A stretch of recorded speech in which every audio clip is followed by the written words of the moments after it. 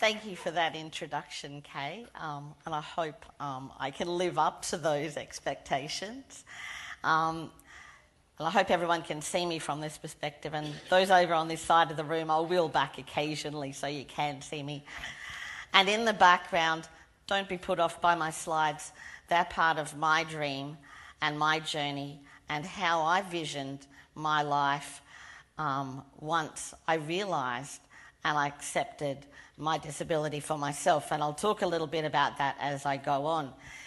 Because if I was reflecting on my life and where I am now, I'd probably have laughed if someone 20 years ago had said to me that I'd be here speaking at a disability conference in Queensland, thinking about my future, my journey, but working alongside everyone who's in this room today and the different roles that we all play in that journey leading towards an NDIS. It's such an exciting time, and it's such a time of great change that I think that's what energises me. That's how I look at directions in my life, and that's where I think that we can all think about our plan for the future, because there's choice and control. And I know we've used those words a lot in the last 2 days, but I think that they're starting to become more of a reality the more we speak and learn and educate ourselves and ask questions. And I guess that's my background, is as an educator. But I learn every day from the people who I work with. And I guess that's where all of us on our life journeys learn. But I think sometimes we've got to go back and learn the way that little kids learn.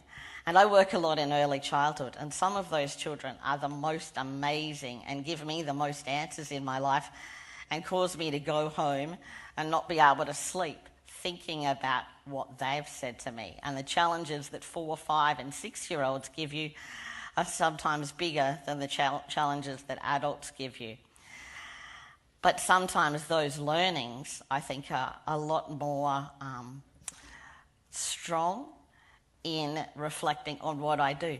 And I guess, for example, is when I go into an early childhood centre, and this happens nearly every time I go into that centre, the most asked question that I get is, can anyone think about what it might be? And it's not the wheelchair.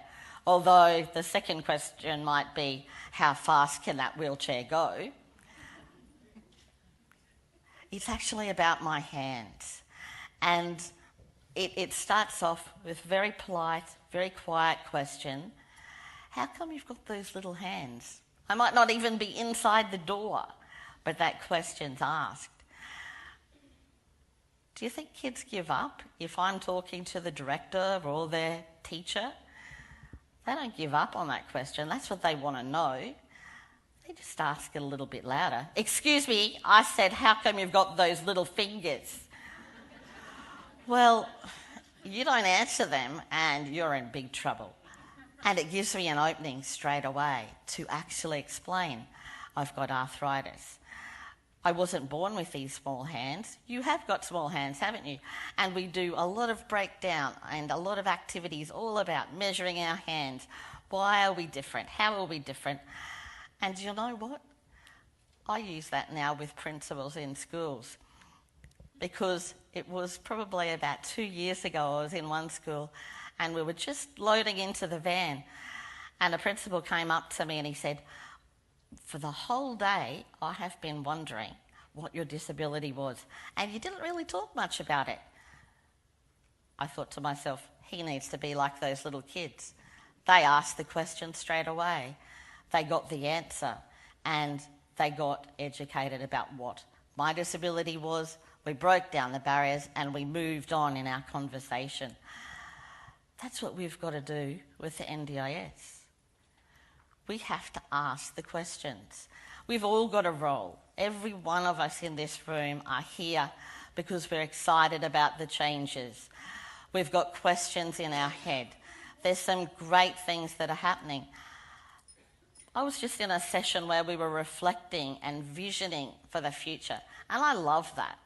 I love looking into what sort of things that you want and need and can think about, because those are the things that are going to make the changes to our lives. And unless we have some of those ideas in our head, and unless we have some of those things that we want to ask, then it's not going to work for us. And the more that we came up with ideas in our group, I think the more energised the room became, and we couldn't hear in some stages of that, but it was good because there was questions and things that were happening. And I went and talked to a couple of people, and they were actually questions that we're starting to feel a bit nervous about what we should do next. How can we do that? And I think we need to actually acknowledge that those sort of things might happen. But we need to educate ourselves and find out the answers so we can be empowered to make those things actually change and us get what we want. And we all have roles. We've got service providers in this room. And my story, I guess, in a little bit of my background is I wasn't born with a disability. I got arthritis when I was 12. When I was told that, it didn't mean much to me at all. I thought, there's some things I can't do. I can't do sport in the same way I used to. I'll have to alter the way that I live my life. Not realising that by the time I finished school, I wouldn't be able to walk up and down stairs. By the time I finished uni and my teaching degree, I'd have to fight for the fact that a teacher could teach sitting down. I'd got a high distinction on my written and theory, but my practical assessment of me sitting in a classroom and teaching was a feedback of a fail. It was my first fight for disability. And I guess in the end, it wasn't really a big fight, but for me it was huge, because for years and for all of my university life, when it came to filling in a form that we had to fill in when we started uni, do you have a disability? Yes, no. What do you think I ticked on that form? No. I didn't want special treatment. I didn't want anything to be different. I wanted to live that life that was the same life that I'd been living before and the life that everybody else had the chance to live. But in all reality, when it came to a situation where I had to prove that I could do the same as everybody else, the question was, who was I going to get to support me?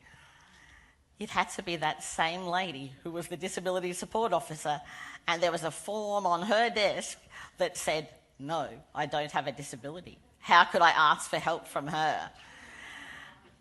After I went home, talked to my mum and dad and sisters and family, yelled at a few people and cried a little bit, my mum said, what are you going to do? I think you need to think of a strategy. My strategy was I first had to accept for myself that, yes, I had a disability. And I went to see the disability officer, and I'll always be grateful for her in that role in my life.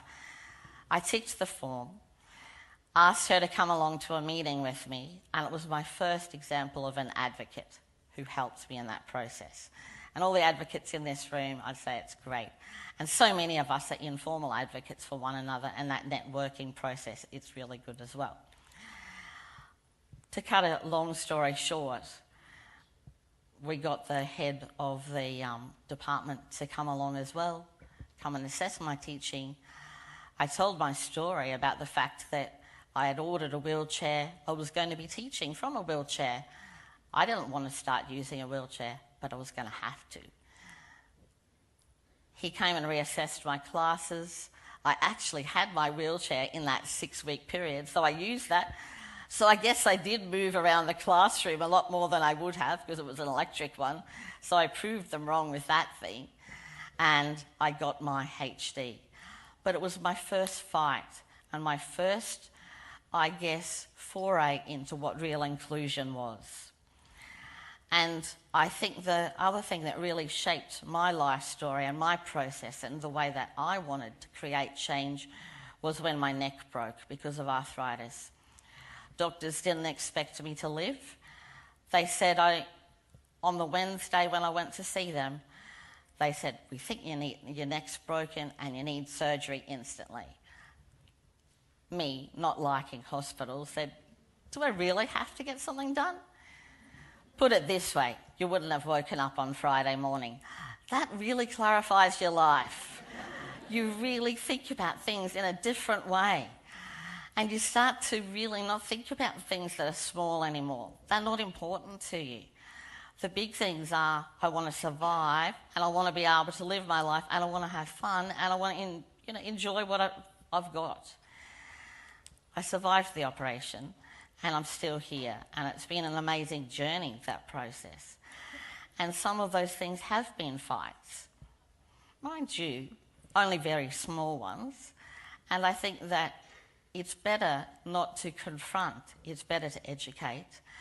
And I think sharing and networking with people are the keys to real change.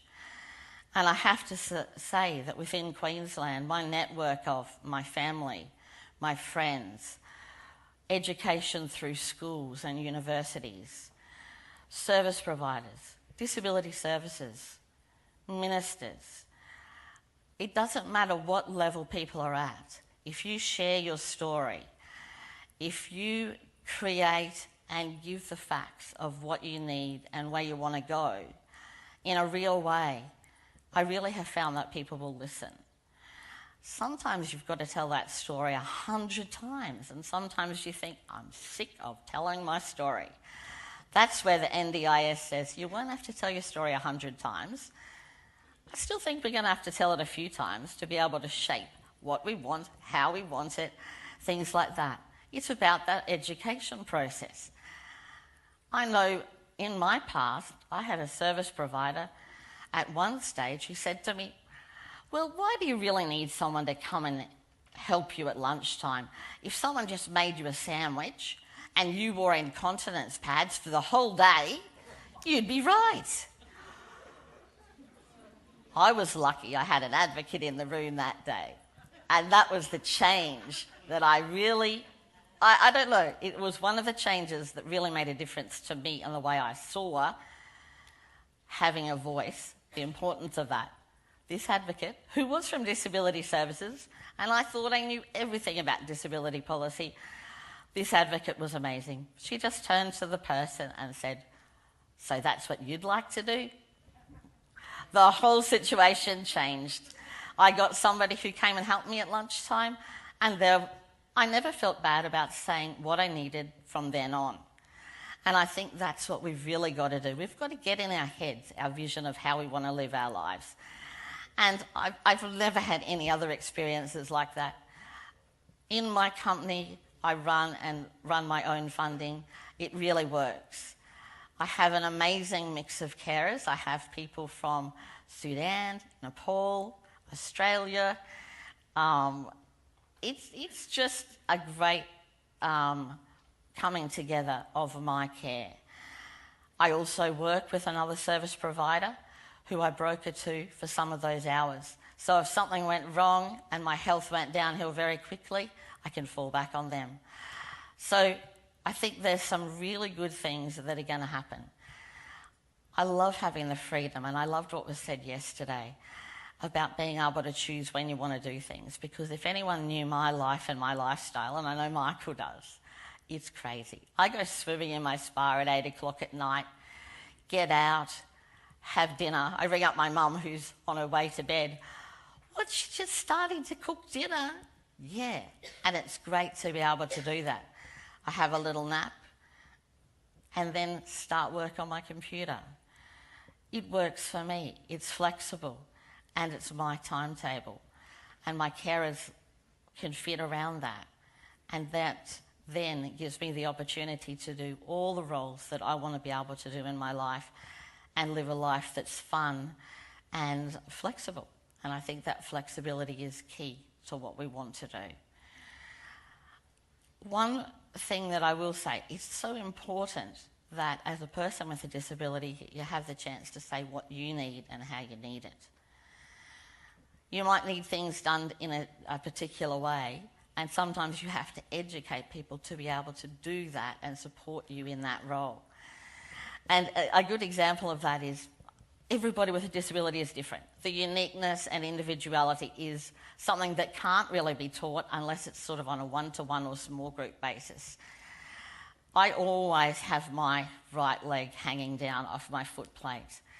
And often people who are paraplegic or quadriplegic can't put their foot back up on their foot plate. But I can, but a lot of people who are around me don't know that. And I just am thinking about one particular incident where I was in a park and it was starting to get dark and I was by myself and I was with Michael. He was over the other side of the park with a group of people. And I was just wheeling around the gardens in Toowoomba, those of you who know Toowoomba, at carnival time, and it was starting to get dark. So I was wheeling along and my foot was hanging down and I was, just like this. And I felt these footsteps behind me. It's like, oh. Started to get a little bit nervous, got a little bit faster. And by the time I was, almost over to Michael, and it was probably going at top speed in my wheelchair over the grass, this little old lady ran around the side of me, pulled my leg up on the foot, literally pulled my leg up onto my foot plate, said, "Now, does that feel better, dear?" Well, once I got over the initial fear that I'd had in the dark, going fast, bumping over I said, "Oh, it's great, thank you very much." Sort of lying through my teeth, but I then explained to her, I just said, "I'm not actually a paraplegic. I can move my leg." Oh, she was so embarrassed. And I said, "You don't need to be embarrassed. You did an amazing thing. In all reality, if I had been a person who couldn't put my foot back up, I would have totally appreciated it. But when we were right back at the start and you were just walking, maybe if you just asked me and said, 'Hey, would you like a little bit of help for me to put your leg back up for you?' Just ask the question. I would have said, 'Oh, I'm fine.' And you wouldn't have had that massive run." We both had a laugh and that was that. But I think that's an example of what I'm saying today. All of us in our room have our own wants, needs, aspirations, desires. We all have a role to play in that. We all have supports that we can rely on. We need to use those networks. We need to use the people at disability services. We need to use service providers. We need to use advocates. We need to educate ourselves for our role. And we need to know that it is our life and we do have choice. Don't be fearful of those changes. I think we need to be empowered by what choices we've got and be energised and create a vision for what we want in our lives. It's not about money at all. And I know the funding and all those discussions are big and they're happening, but I don't think we have a lot of control over a lot of that to start with. But those things are going to impact and process on what we are, who we are, and what's key is what we need and how we're going to get there and how we can make it happen. And it's part of that process, and this conference has been amazing. I think you'll all agree in the speakers that have come together to help us create that vision, to help us on that road to link to the whole NDIS and the NDIA and how we're going to bring all those people together to create Queensland that's going to be even more amazing as we come in to that system and have that support in our lives. Thank you, guys.